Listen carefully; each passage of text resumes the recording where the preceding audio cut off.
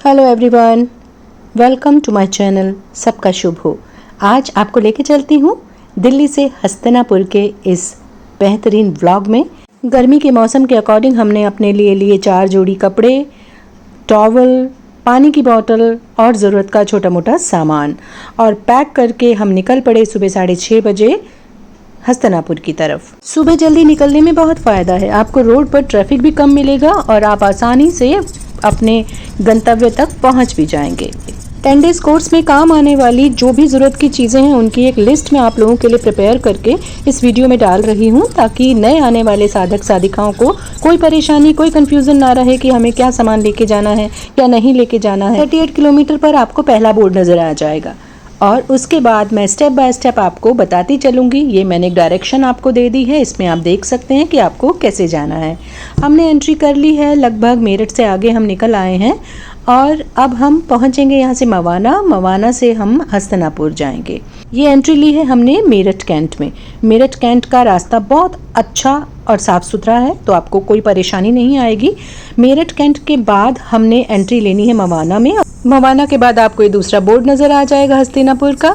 सीधे हाईवे पर 19 kilometre cross करने के बाद ये बोर्ड हमें मिलेगा जो कि 2.3 किलोमीटर पर है और यहीं से हमें राइट कट लेना है, जो रास्ता सीधा हस्तिनापुर धम्मसुधा सेंटर की तरफ जाता है। यहाँ बीच बीच में धम्मसुधा सेंटर के बोर्ड लगे हुए हैं जो ग्रीन कलर के आपको नज़र आ रहे हैं। मैंने पूरी कोशिश की है ये ब्लॉग में आपको रास्ता बताने की, ताकि आप जब कभी भी आएँ तो आप परेशान ना हों। आपको एक चीज़ और बताना चाहती हूँ, ये तो मैंने अपनी प्राइवेट व्हीकल, आप किसी कार से आ रहे हैं, बाइक से आ रहे हैं, उसके लिए है। बाकी आप अगर बस से आ रहे हैं तो आप मेरठ कैंट के बस अड्डे से आप अंदर की जो बस मिलेगी हस्तिनापुर की, वो आप लेंगे।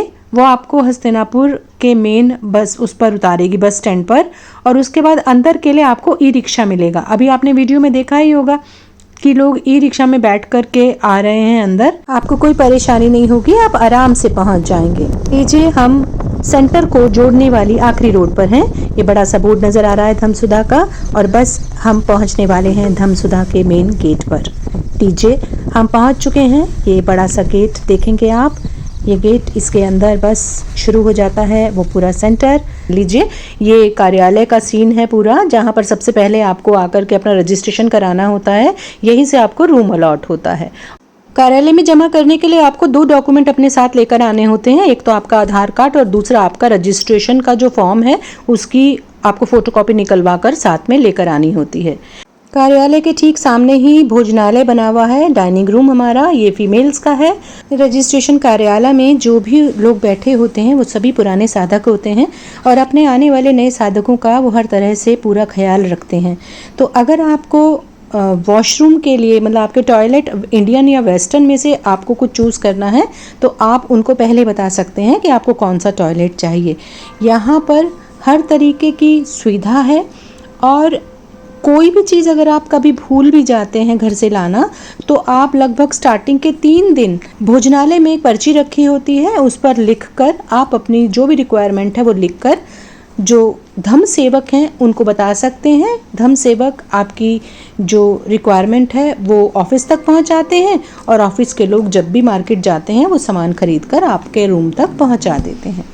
तो सारी चीज़ों की सुविधा है। जो भी नए साधक हैं परेशान ना हो किसी भी तरह से, यहाँ हर तरीके की आपका ध्यान रखा जाता है। ये लीजिए, हम भोजनालय के अंदर आ गए हैं। आप देख सकते हैं सबके लिए अलग अलग चेयर रखी है। आपके बर्तन जो आपको चाहिए, जिसमें आप रोज़ खाना खाएंगे, वो बर्तन आपने अपने जगह से, अपनी सीट से उठाने हैं और वापस धोकर वहीं रखने हैं। ये शाम के नाश्ते का मैं आपको दिखा रही हूँ। लगभग 3-4 तरह की आइटम्स होती हैं। वैसे तो सब इसी भ्रांति में रहते हैं कि शाम को खाने के लिए कुछ नहीं मिलता, लेकिन इतनी वैरायटी है कि आप थोड़ा थोड़ा भी खाएंगे तो आपका पेट भर जाएगा। ये स्नैक्स शाम को जो मिलते हैं, इसमें चिड़वा होता है, कुछ मिक्स स्प्राउट्स होते हैं और रस होते हैं, तो इन सब से आराम से इजीली पेट भर जाता है। हाँ, 5-5:30 बजे के बाद आपको कुछ भी खाना नहीं होता है।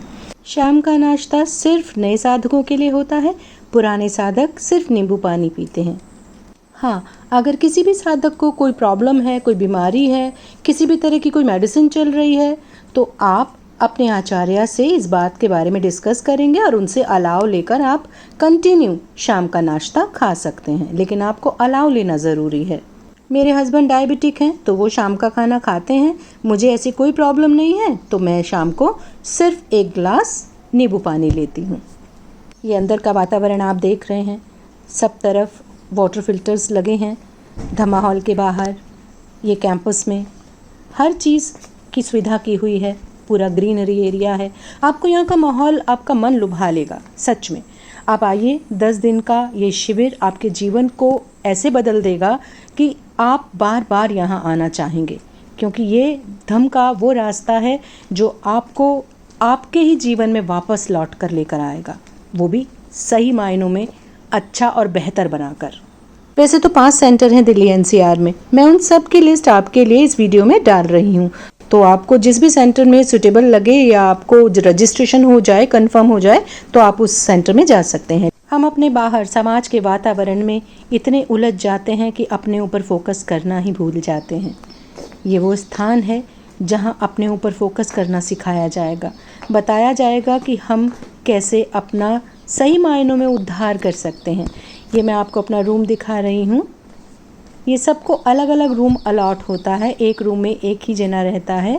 बहुत जगह ऐसे भी सेंटर्स हैं जहाँ पर एक रूम में 2 लोग भी रहते हैं, लेकिन धम्म सुधा में एक रूम में एक ही जने को वो अलाउ करते हैं। मैंने आपको पूरा सेंटर घुमाने की कोशिश की है ताकि आप जान सकें और यहाँ आने में ज़रा सा भी आपके मन में कोई झिझक ना हो। ये आपको मैं दिखा रही हूँ धम्मा हॉल का बाहरी हिस्सा, बहुत खूबसूरत बना हुआ है। ये बहुत शांति मिलती है यहाँ आकर। जानते हैं, हम सभी को हर बात पर रिएक्ट करने की आदत होती है, और रिएक्शन का वो जो एक क्षण होता है, अगर हम उसे रोक लेना तो हमारे अंदर जो तय पर तय हमने बनाई हुई है, लेयर हमने क्रिएट की हुई है अपने अंदर, वो धीरे धीरे कम होने लगती है। हम इस विकारों से बाहर निकल आते हैं, लेकिन हम क्या करते हैं, हम उस बात को समझ नहीं पाते। हमारे अंदर जब भी थॉट कोई क्रिएट होता है तो हम उसे देखने की बजाय उसमें उलझ जाते हैं, और उलझने की वजह से रिएक्शन करते हैं, और जो भी रिएक्शन आता है हम रिएक्ट जैसे ही करेंगे तो हम उसको लगातार उनका संवर्धन करते चले जाते हैं। देखिए, ये धम्मा हॉल है, ये अंदर का एरिया। जब आपको 0 डे पर धम्मा हॉल में सीट दी जाती है तो आपको 10 के 10 दिन इसी सीट पर बैठ करके अपनी साधना करनी होती है। हाँ, अगर किसी को बैक पेन है तो उसका भी ध्यान रखा जाता है, आपको बैक सपोर्ट दे दी जाती है, जिससे आपकी कमर में बहुत ज़्यादा पेन है तो आप रिलैक्स फील करें। किसी भी तरह का कोई कष्ट ये नहीं होता कि कैसे बैठेंगे हम 10-12 घंटे। आप ये समझ लीजिए, आपको हर तरीके से कंफर्ट जोन में लाने की पूरी कोशिश की जाती है, लेकिन विकार निकालने हैं तो कंफर्ट जोन को तो तोड़ना ही पड़ेगा। लीजिए, ये मैंने आपको भोजनालय का वो दिन दिखा रही हूँ जब मौन टूट जाता है और सब लोग आपस में घुल मिल रहे होते हैं। नए साधकों के लिए बताना चाहूँगी कि यहाँ पर 10 दिन के शिविर का कोई फीस नहीं लिया जाता है, किसी भी तरह का कोई चार्ज नहीं है, रहना खाना सब कुछ फ्री है। ये पूरी तरह दान पर बेस्ड है। 10 दिन का शिविर लेने के बाद अगर आपको लगता है कि आपको कुछ अच्छी विद्या मिली है जो आपका जीवन बदलने के काम आने वाली है, तो आप अपनी श्रद्धा अनुसार 5 रुपये से 5 लाख रुपए तक जो आप देना चाहें। अगर आप नहीं भी देना चाहें तो कोई आपको रोकेगा टोकेगा नहीं, कोई नहीं पूछेगा कि आपने दान क्यों नहीं किया। आपकी मर्ज़ी के अनुसार, आपकी जेब जितना अलाउ करती है उसके अनुसार आप दान कर सकते हैं। वो भी अपने लिए नहीं, जो आपको मिला है वो बिल्कुल फ्री मिला है। आने वाले नए साधक के लिए आपने वो दान देना है पूरी श्रद्धा के साथ, ताकि जैसे आपका भला हुआ ऐसे ही किसी और का भी भला हो। यही दान में काम आता है। धन्यवाद दोस्तों, उम्मीद करती हूँ आपको ये वीडियो अच्छा लगा होगा। अगर अच्छा लगा है तो प्लीज़ एक लाइक कर दीजिए और अपने दोस्तों के साथ भी इस वीडियो को शेयर करिएगा और एक प्यारा सा कमेंट ज़रूर लिख दीजिए। मेरे साथ बने रहने के लिए इस चैनल को सब्सक्राइब कर लीजिए।